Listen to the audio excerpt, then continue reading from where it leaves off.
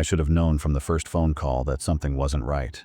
When the Holloways hired me as their babysitter, they gave me no details about the kids, no expectations about the job. Just a single sentence. You'll need to follow the rules. I didn't think much of it at first. Babysitting was a breeze, right? At least that's what I thought.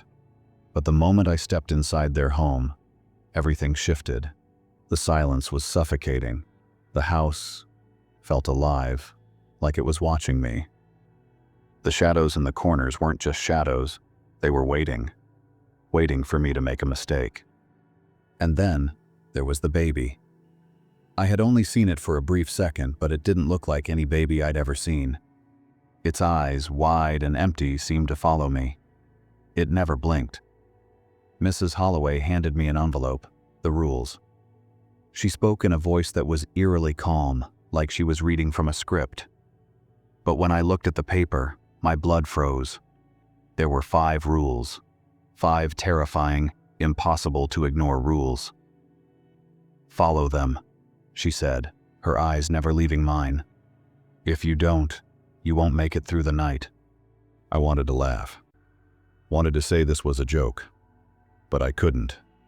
Because her face, her empty, expressionless face, told me she wasn't lying. And then, she and Mr. Holloway left. The door clicked shut behind them. I was alone. Alone in that house. Alone with the thing in the crib. And I had no choice but to obey the rules. I unfolded the paper with shaking hands. The first rule was written in neat, careful handwriting, like someone had practiced it over and over again. Rule 1. The baby is not yours, no matter what it says, no matter what it does. It is not your responsibility to comfort it. Do not pick it up. Do not speak to it. Do not look at it for too long. A shiver ran down my spine. Not my responsibility? What did that even mean? I glanced at the baby monitor on the counter. The red light was on, watching, and then the crib creaked. I turned my head slowly.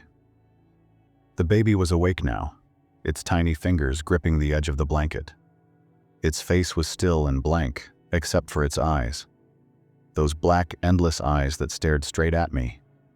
It opened its mouth, wider than any baby's mouth should open. A low, gurgling voice slipped out. "Mama?" I gasped, stepping back so fast I nearly tripped. My hands clenched around the rules. I forced myself to breathe. Don't pick it up. Don't speak to it. Don't look at it for too long. I turned away, my heart pounding. I had to follow the rules, I had to. I forced myself to read the second rule. Rule 2. At exactly midnight, the house will go silent. Do not move. Do not breathe too loudly, and under no circumstances should you look at the baby monitor. I swallowed hard. The baby monitor. I glanced at it again. The red light blinked. The house already felt unnatural, like it existed in some place where time didn't work the same way. But now I had to worry about midnight. I checked my phone. 11:42 p.m., 18 minutes. I didn't want to know what happened at midnight. I didn't want to know why I couldn't look at the monitor. But I had a feeling. It wasn't just about seeing something. It was about something seeing me. My fingers trembled as I read the third rule. Rule 3. You might hear footsteps in the hallway. You might hear voices whispering your name. Do not open the door. Not until sunrise. A cold, creeping fear settled in my stomach. I looked at the front door. Locked. I checked the windows. Locked. I was alone. So why would I hear footsteps? Why would I hear voices? A floorboard creaked upstairs. My breath caught.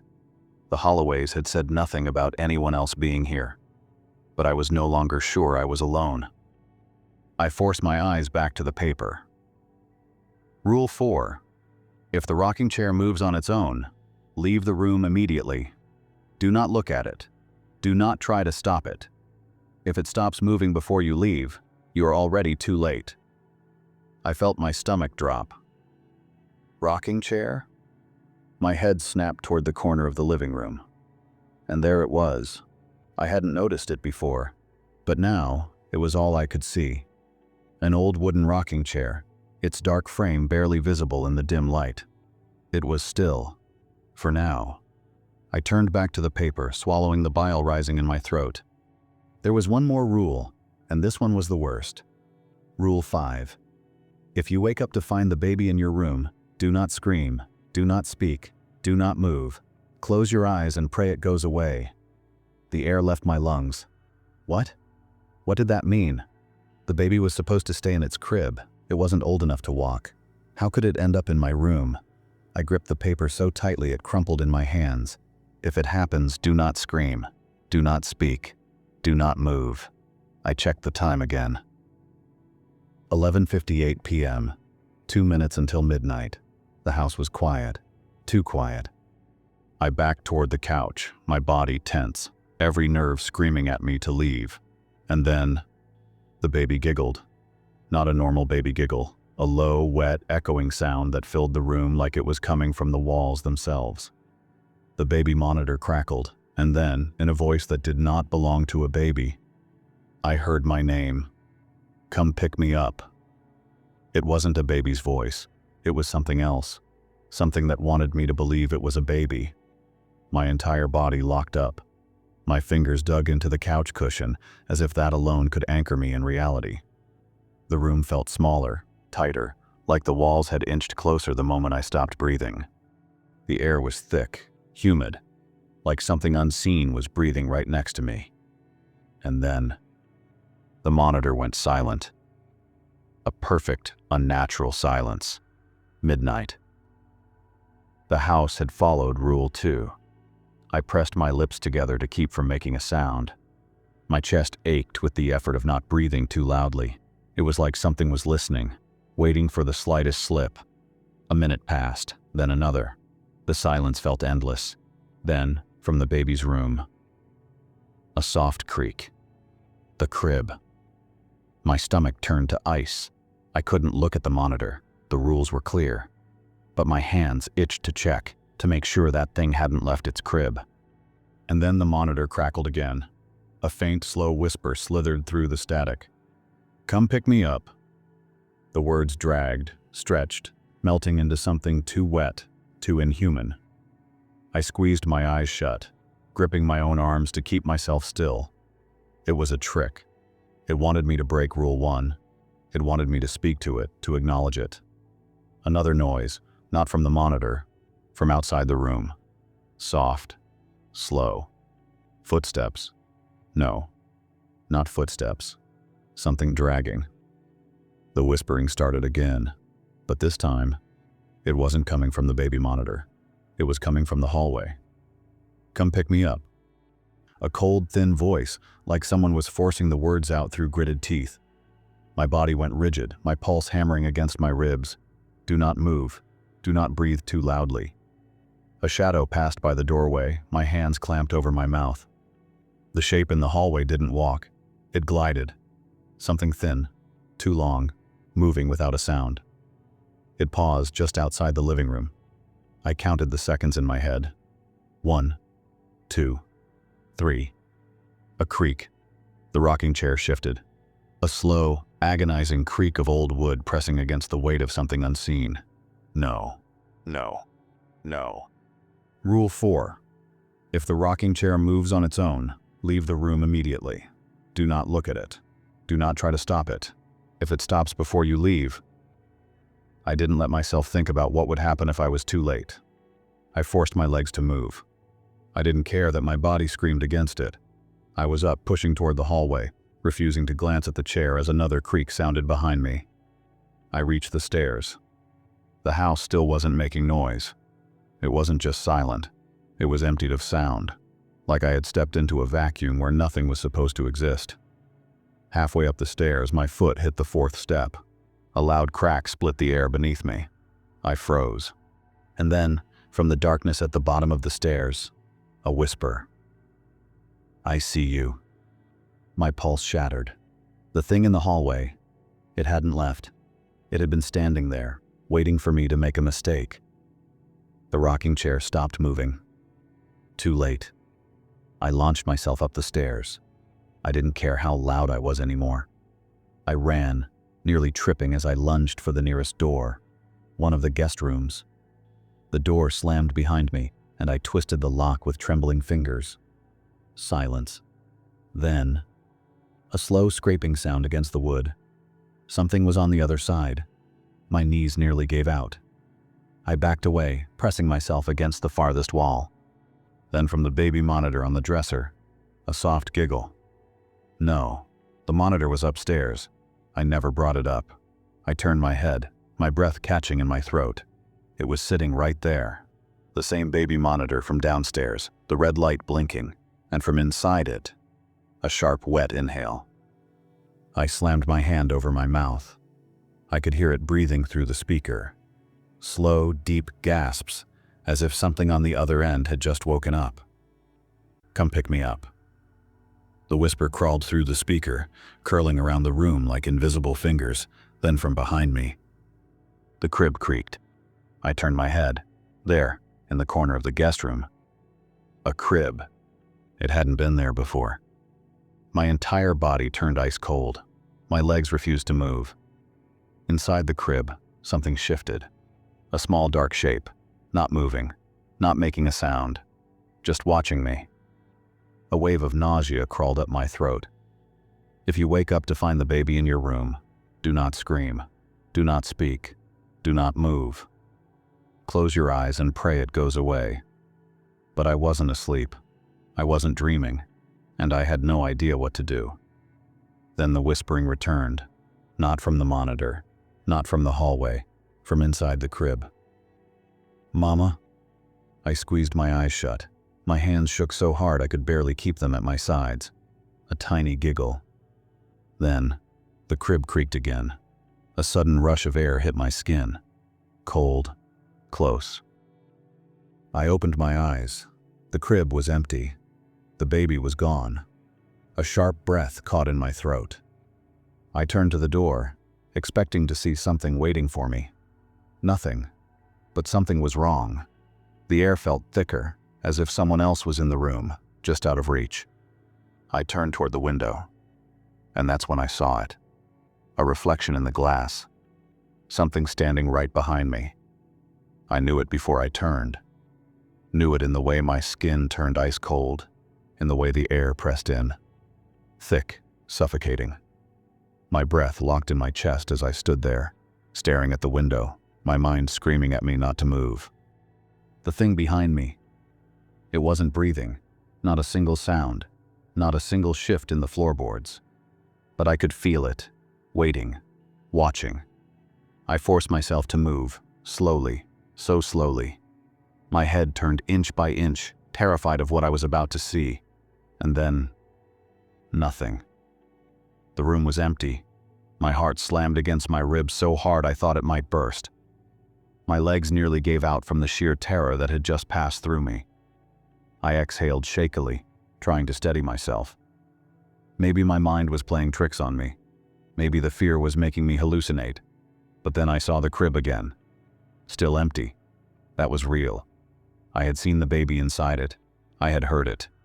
And now, it was gone. I backed away, reaching for the doorknob with trembling fingers. Every instinct in my body screamed at me to get out of that room.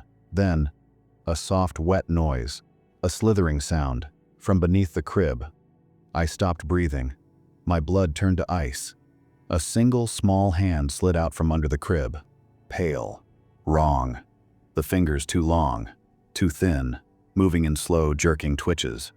Then, the hand pressed against the floor, and it started pulling itself out, not crawling, not shifting, dragging. I yanked the door open and bolted out of the room, my pulse hammering so loud I couldn't hear anything else. The hallway was too dark, too endless, the doors stretching out longer than they should have. This house was wrong. Everything about it was wrong. I nearly tripped as I reached the stairs, my body screaming for me to get out, to run, to escape. But then I heard something. From the baby's room, a sound that made my blood run cold, a giggle, high-pitched, giddy, right behind me. I didn't turn. I didn't even hesitate. I flew down the stairs, my breath coming in short, ragged gasps. The house felt alive, the walls breathing around me. stretching, twisting, suffocating. I reached the front door, fumbling with the lock. My fingers were slick with sweat, trembling so hard I could barely turn the bolt. And then, from the second floor, a thud. Loud, heavy, like something jumping from the crib. I choked back a sob, my hands desperate against the lock. I twisted it, yanked the door. It wouldn't open. The knob refused to turn. Something was holding it shut. My breath came in sharp gasps, panic clawing at my chest. I pounded against the door, yanking at it, praying it would give, and then, from the top of the stairs, a small voice. "Mama." No. No, no. I squeezed my eyes shut, my entire body shaking. I would not turn around. I could not turn around. Rule 1. The baby is not yours, no matter what it says. It was tricking me, testing me. Then, the voice came again, closer. "Mama, pick me up." I clamped my hands over my ears, forcing myself not to listen. Then, something small brushed against my ankle. I nearly screamed. My breath hitched in my throat as I froze in place, my skin crawling, my muscles locking up so hard it hurt. The thing at my feet exhaled, a slow, wet sigh. I didn't move, didn't breathe. A second passed, then 2, then a sudden scratching at the door, slow, dragging, from the other side. I bit my lip so hard I tasted blood, and then a whisper, right against the wood. "Don't open it." It wasn't the baby's voice. It was something else, something older, something wrong. A heavy pressure settled over my chest, crushing, suffocating. I squeezed my eyes shut, gripping the doorknob so hard my knuckles ached. And then, silence. No scratching, no breathing, nothing. I forced myself to open my eyes, and that's when I realized something. The door was unlocked, the latch was undone, the bolt was turned. It had been unlocked the entire time. I didn't move. My hands trembled against the wood, my pulse hammering in my skull. Something wanted me to leave. Something else didn't. I swallowed hard, my throat bone dry. Then from upstairs, a single slow creak. The rocking chair. No, no, no. I launched myself away from the front door, running for the kitchen instead, my mind racing. I needed a way out, a window, a back door, anything. But as soon as I stepped into the kitchen, I saw the baby monitor, sitting on the counter, waiting for me. The red light blinked, the static hissed through the speaker. And then, laughter, the high-pitched giggle of a baby. Then, the voice. Not a baby's voice, something else. Something that sounded like me. "Mama." I couldn't breathe. I couldn't move. Then, from right behind me, a whisper. "I found you." The whisper crawled into my ears like cold fingers pressing against my skull. I didn't turn. I couldn't. My entire body locked up, a terrible primal instinct screaming inside me. If I move, I die. The baby monitor crackled again. The static was thicker now, heavier, like it was pressing down on me. Then, a breath. Not mine. Not from the monitor. Right against my skin. Warm, wet, close. A soft giggle followed, curling through the air like something sweet and poisonous. I ran. I didn't think, didn't plan. My body just moved, yanking itself from whatever stood behind me. I bolted through the kitchen, nearly tripping over the chair, the dim light warping everything around me.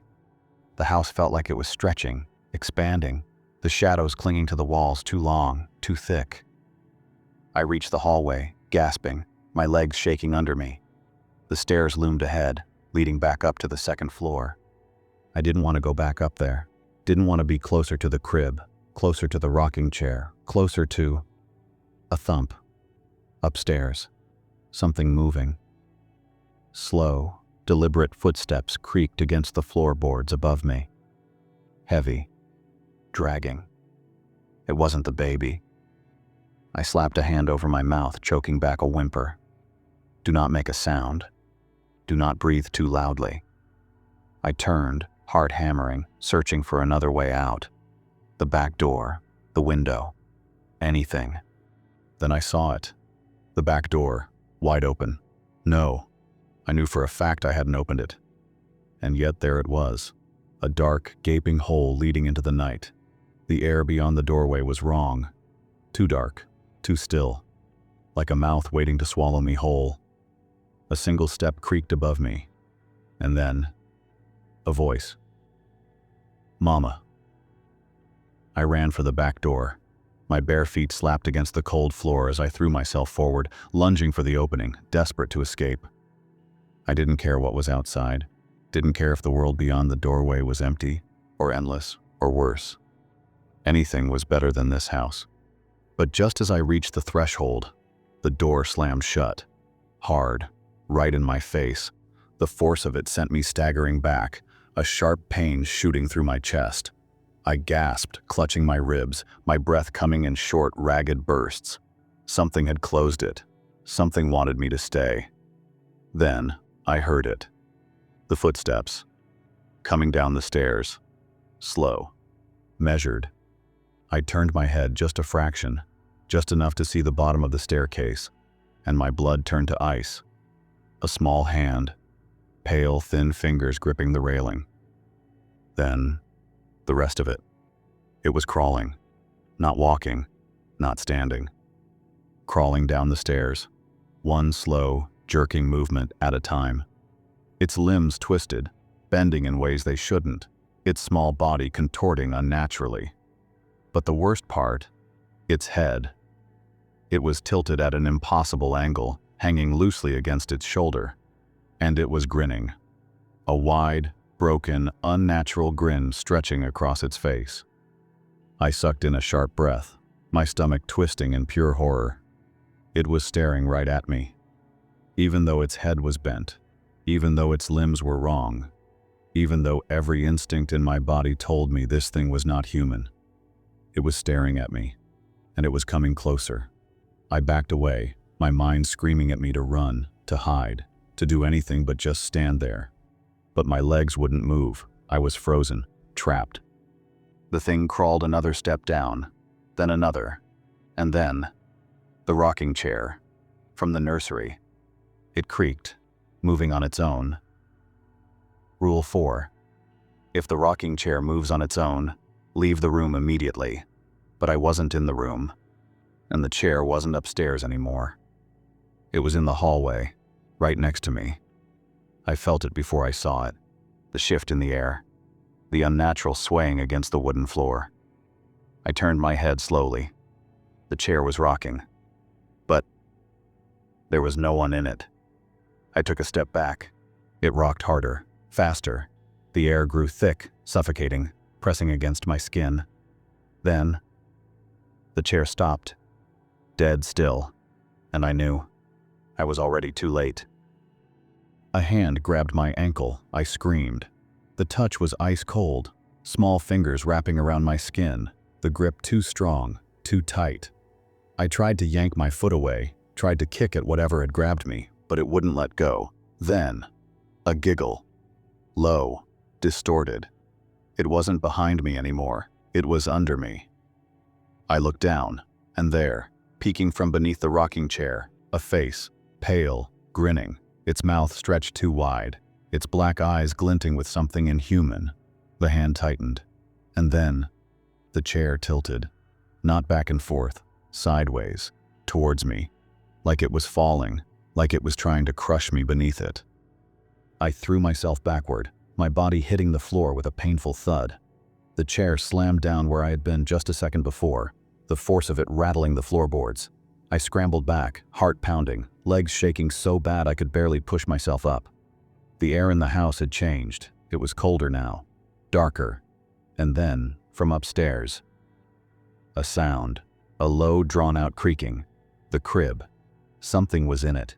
The floor above me groaned as if under an immense weight, the ceiling seeming to buckle, pulse. Then, a voice.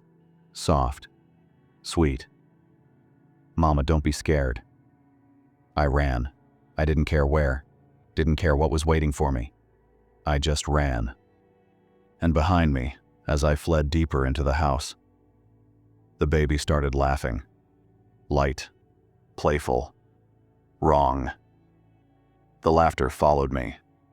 I sprinted down the hallway, my pulse hammering so hard it felt like my ribs might crack under the pressure.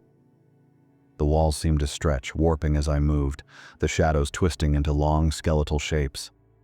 I didn't know where I was going. I just knew I had to get away. But then, the laughing stopped. Just cut off. Like something had pressed its tiny lips shut all at once. The sudden silence made my stomach lurch. Then, a new sound. Footsteps. Not small, not light. Heavy. Slow. Coming from everywhere. Above me, behind me. Ahead. The creak of floorboards, the groan of weight shifting in the walls, the distant sound of something dragging itself across the wooden floor upstairs. My breath hitched in my throat, my fingers curling against the peeling wallpaper as I pressed myself into the wall, my body trembling with fear. I wasn't alone. Something was here. Something big. And it was moving. My head snapped to the side as another noise echoed through the house. A low, rattling inhale, like something was breathing me in. I clamped a hand over my mouth, forcing myself not to make a sound. The walls around me felt alive, pulsing like they were holding something just beneath the surface, watching, waiting. Then, the baby monitor crackled. A voice. Not the baby's this time. Low, hoarse, hungry. I see you. The air in my lungs turned to ice. It wasn't coming from the monitor anymore. It was coming from the end of the hallway. I didn't want to look. But my body betrayed me. My head turned, and I saw it. A shape. Tall, bent. Its limbs were too long, its fingers dragging against the wooden floor as it hunched in the darkness. Its face was wrong, stretched into something barely human, a gaping, grinning maw where its mouth should have been, and its eyes.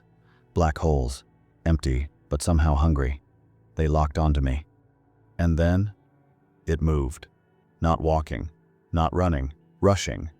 Its body lunged forward in a single sickening motion, closing the distance between us too fast, too unnatural. I turned and ran. I didn't think. I just moved. My feet pounded against the floor, the air tearing at my skin as I threw myself forward. Doors blurred past me, the walls closing in, everything tilting as if the house itself was shifting under my weight. The thing was right behind me. I could hear it. Breathing, hissing, reaching.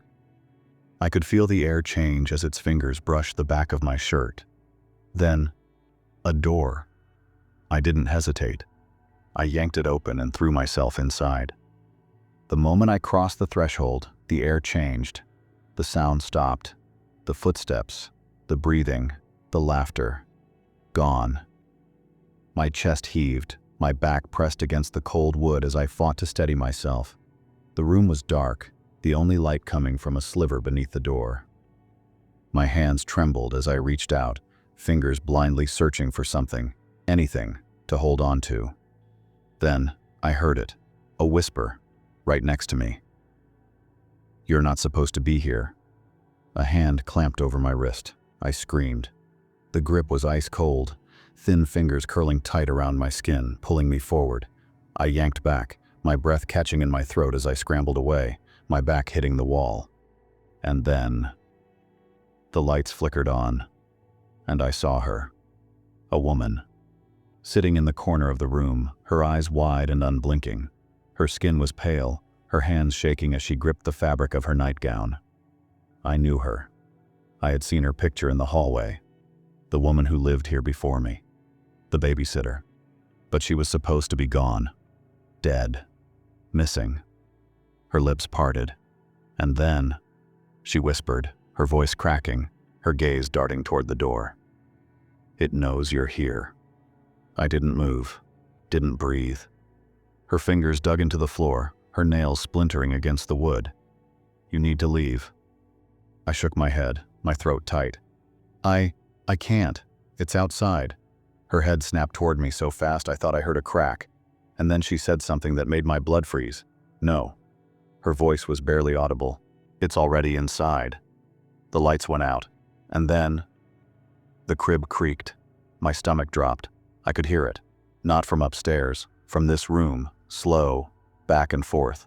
Rocking, rocking, rocking. I wasn't alone.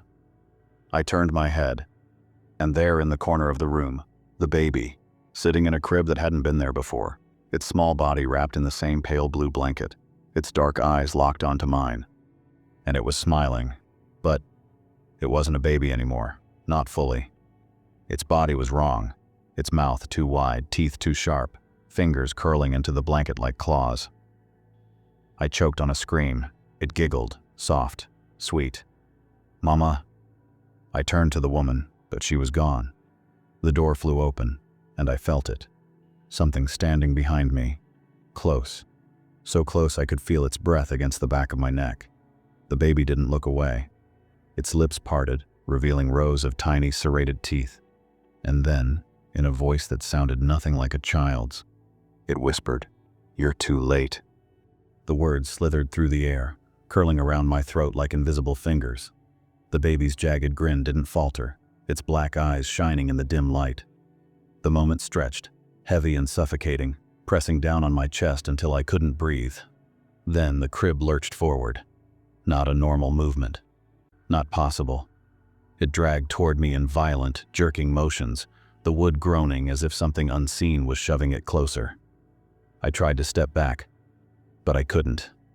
Something was behind me. Close. So close I could feel the heat of its breath against my ear, the whisper of movement just beyond my vision. My body refused to move, every muscle locked in place as if something had its claws buried deep inside me. The baby giggled. And then, a hand clamped onto my shoulder. Not a normal hand. The fingers were too long, the skin papery and wrong, each nail curved and sharp enough to pierce straight through flesh. The grip was ice cold, spreading numbness through my arm as my body seized with pure, undiluted terror. I snapped. I didn't think, didn't breathe. I ran. The grip ripped away as I staggered forward, my feet barely finding the floor beneath me. I crashed through the doorway, throwing myself into the hallway, my body trembling as I scrambled away. But the house, it had changed. The walls were wrong. The hallway stretched too long, warping into a narrow corridor that twisted into unnatural angles. The floor beneath me was no longer wood, but something else. Something soft. Something that moved. My breath came in ragged gasps as I looked down and nearly screamed. The floor was pulsing, like flesh. I jerked my foot back, but the second I did, the surface convulsed, shuddering beneath my weight. A low, wet sound oozed up from the walls, something shifting beneath the surface, pressing outward as if trying to break free. Then, a voice. Low, familiar, wrong. "You can't leave." I spun around and saw it.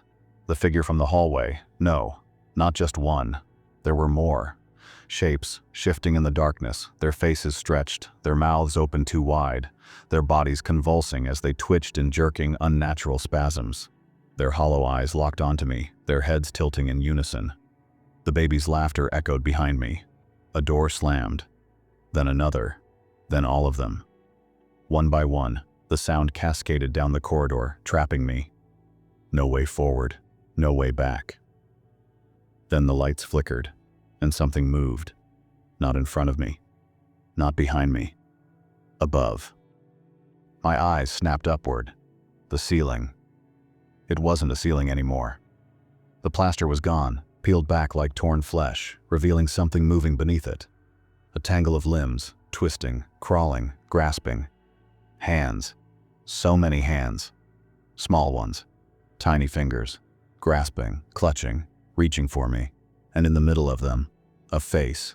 The baby's face. Grinning. Watching. Waiting. My breath caught in my throat. Then, the hands lunged. I bolted. I didn't know where I was going, only that I had to move, had to get away.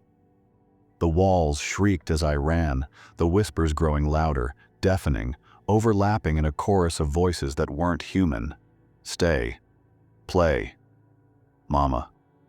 The sound burrowed into my skull, rattling in my bones as I turned a corner, and saw it. A door. Not like the others. Not twisted. Not warped. Real. Solid. And at the end of the hallway. I ran for it. The air behind me rippled, a force slamming against my back as something lunged. I threw myself forward, fingers closing around the doorknob just as the shadows collapsed onto me. I yanked it open and fell through. The second my body crossed the threshold, the sound stopped.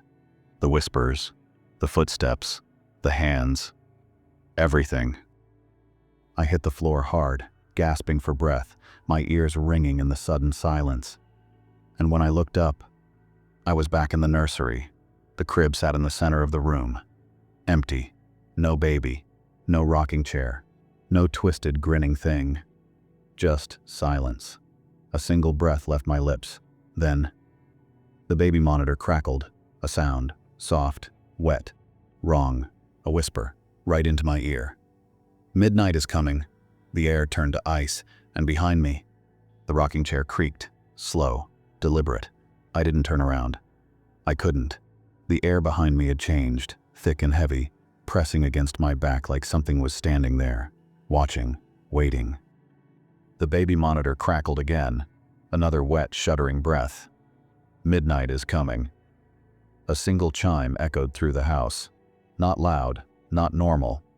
It rang out wrong, stretched and distorted, like a bell tolling from underwater. I exhaled, slow and shallow, my pulse hammering against my ribs. I knew what came next. Midnight. And the silence. I clenched my jaw. Do not move. Do not breathe too loudly. Do not... The lights cut out. Darkness swallowed the room whole. So complete it felt solid, like thick ink pouring from the ceiling, drowning me in shadow. My breath hitched. Too loud. Then, nothing. No sounds. No whispers. Just pure, absolute stillness. I squeezed my eyes shut, forcing my body to stay still, locking my limbs into place as my lungs burned for air. If I moved now, if I so much as twitched, a soft shuffle cut through the silence. Then another. Footsteps. Not from the hallway. Inside the room. They moved slow at first, careful, testing. Then they quickened, circling me, coming closer with each soundless second. I didn't move. Didn't breathe. A single warm breath ghosted against the side of my face. Something was standing right next to me. The baby monitor hissed again, but this time it wasn't a whisper. It was breathing, right into my ear. A wet, ragged breath sucking the air between sharp teeth. Something touched my arm. I snapped. I staggered forward, gasping, my body moving before my brain could scream stop. But the second I did, the air shifted. The silence broke. A sharp inhale. Then, a voice. Low, not human. You shouldn't have moved. The walls collapsed. Or at least, it felt like they did. A roar exploded through the house, shaking the floor beneath my feet as the darkness rushed in.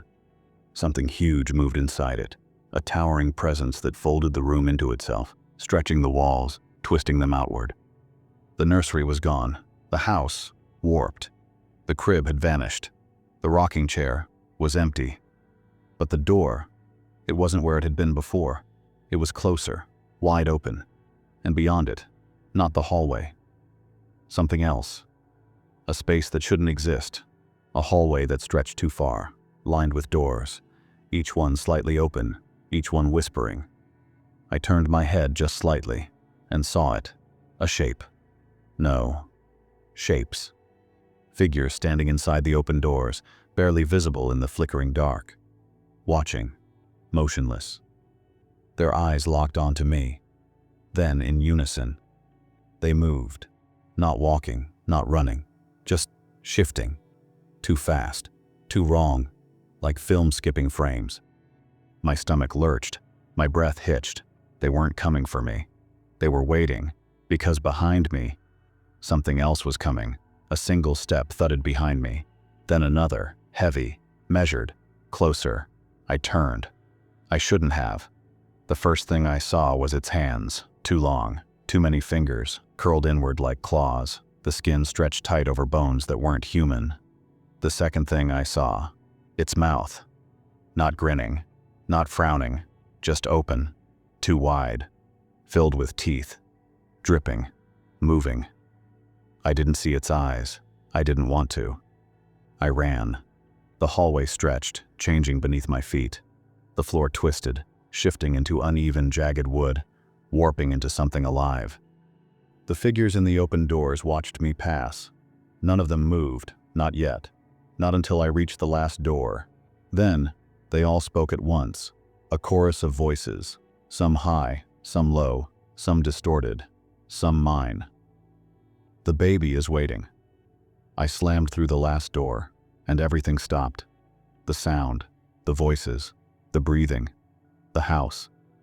I wasn't in the hallway anymore. I was back in the nursery, no doors, no figures, just me and the crib. This time, it wasn't empty. A shape stirred inside it. Small, twitching. Not a baby, not human, but watching me with wide black eyes, unblinking. The baby monitor crackled. Then, in a perfect copy of my own voice, it spoke. "You picked me up last night."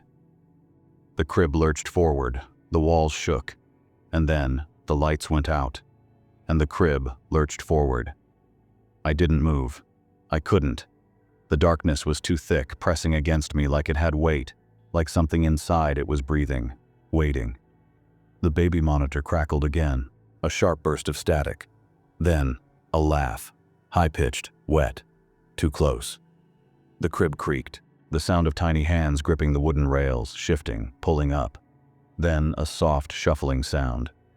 The thing in the crib was climbing out. I stepped back. The air felt colder, the floor beneath me not quite solid, like the house itself was changing again. Then, the first footstep, a damp slap against the hardwood, small, bare, wrong. Another step, then another. The thing was coming toward me. I forced my breath through clenched teeth, my mind screaming at my body to move, move, move. Then the voice came again. "You picked me up last night." I hadn't. I knew I hadn't. I followed the rules. I didn't touch it. Didn't look at it too long. Didn't speak. Didn't. A cold hand wrapped around my wrist.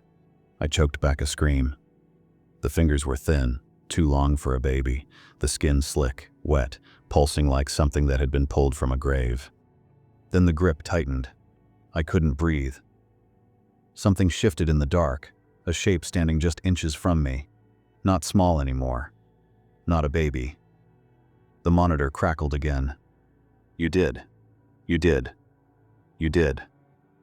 Each word hit like a pulse, pushing against my skull, squeezing my thoughts into static. The hand pulled, not toward it, toward the crib.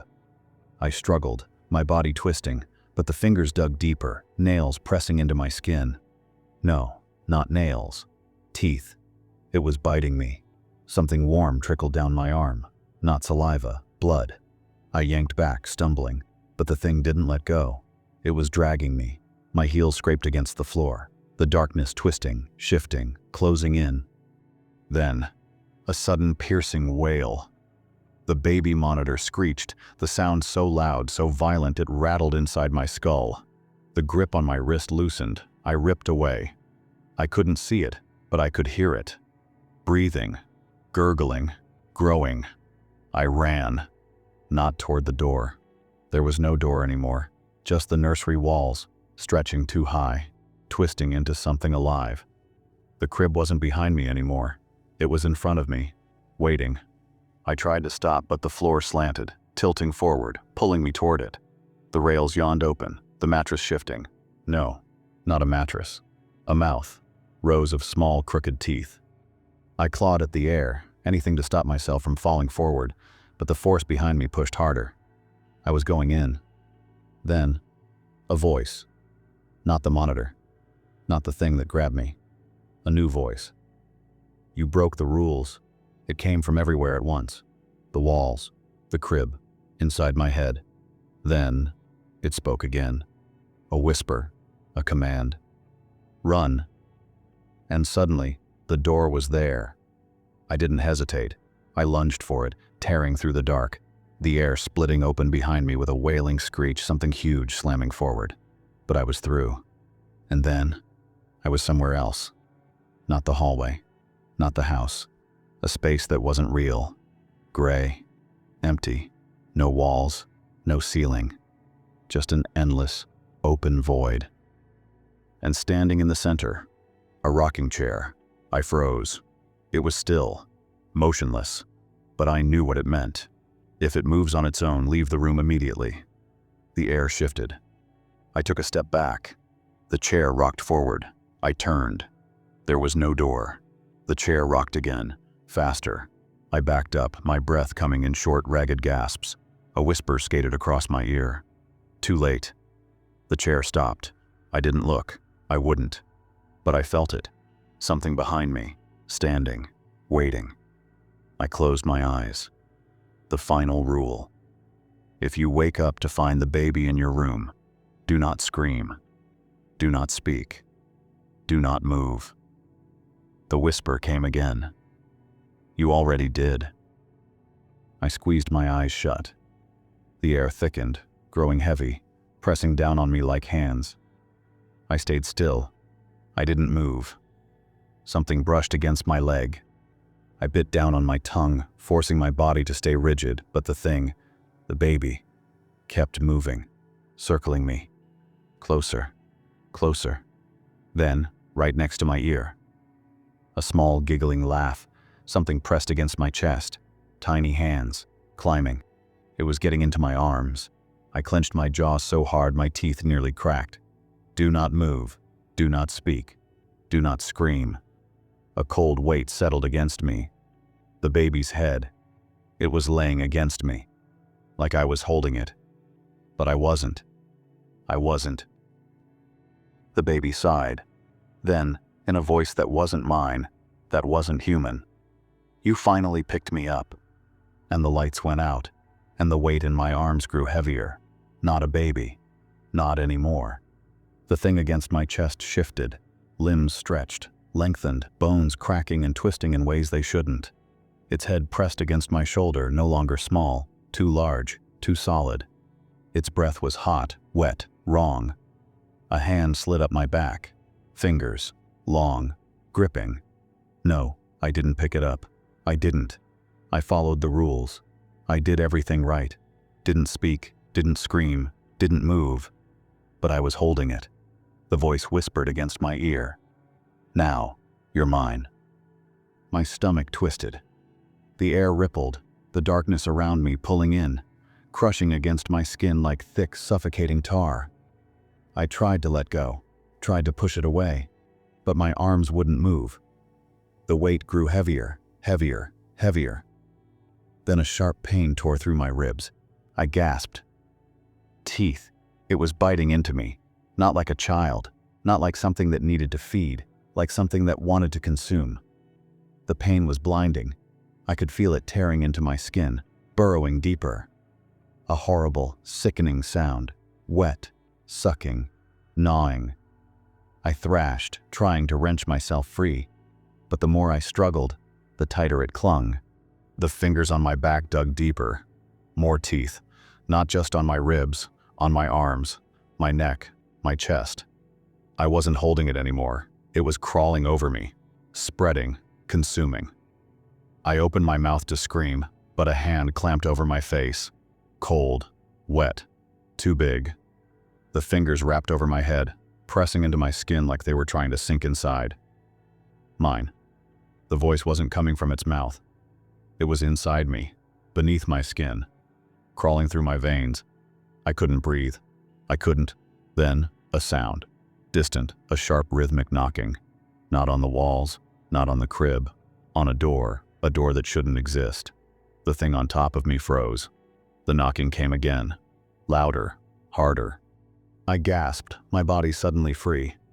The weight lifted. The air cracked open, a force ripping me backwards. I hit the ground, the impact knocking the wind from my lungs. The knocking didn't stop. I twisted, crawling toward it, my limbs trembling, my body screaming in pain. There, in the darkness, a door, slightly ajar. Beyond it, light. I reached for the handle.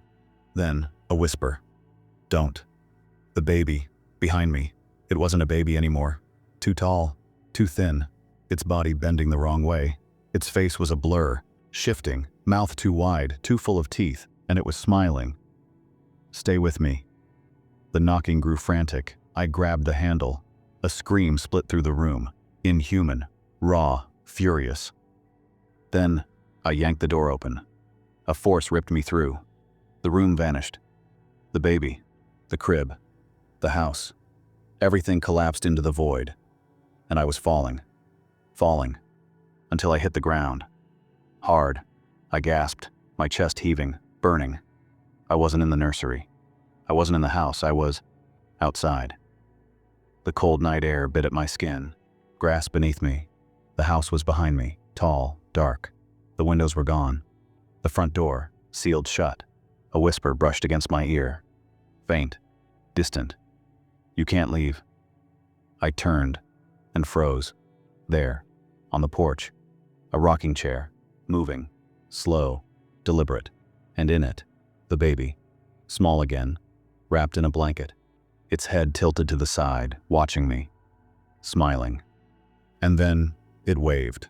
My stomach turned. I backed away, step by step. The air felt wrong, heavy, like something was waiting, something was watching. I turned. The street was empty, no signs of life, no wind, no sound, just silence. Then, a single chime. From somewhere in the distance, a clock, a reminder. Midnight was coming, and I was still here. I took a step back, then another. The house loomed behind me, impossibly still, as if it had always been waiting for this moment.